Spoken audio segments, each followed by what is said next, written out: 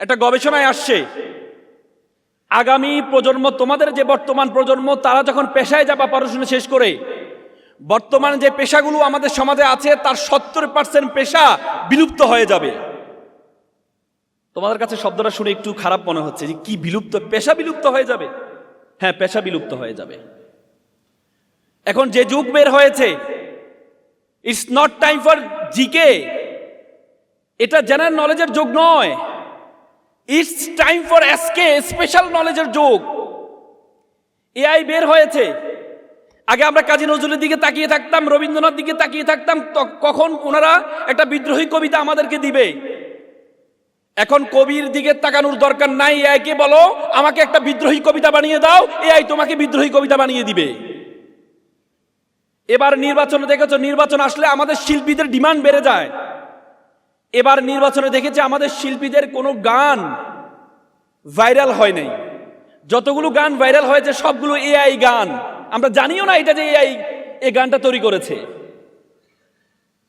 তার মানে আগামী যে শিল্পী, আগামী যে কবি, যে পেশাগুলো আছে, এই পেশাগুলো হারিয়ে যাবে। তুমি আর কবিতা লেখে মানুষকে আনন্দিত করতে পারবা না, তুমি গান শুনিয়ে মানুষকে আনন্দিত করতে পারবা না, পুলকিত করতে পারবা না। পুলকিত হবে কারা? এআই এর গান শুনে মানুষ পুলকিত হবে, জানবে না এটা যে এআই বানিয়েছে। কেরালায় দেখেছো তোমরা, কেরালায় একজন এআই শিক্ষক, আইরিশ নাম তার এখন ক্লাস নেয়, এআই শিক্ষক ক্লাস নেয়। ইউক্রেনের যুদ্ধ চলছে রাশিয়ার সাথে, ইউক্রেনের মুখপাত্র যিনি ইউক্রেনের যুদ্ধের আপডেট দেন, উনি একজন এআই উপস্থাপক। মানুষ জানে না সে যে এআই।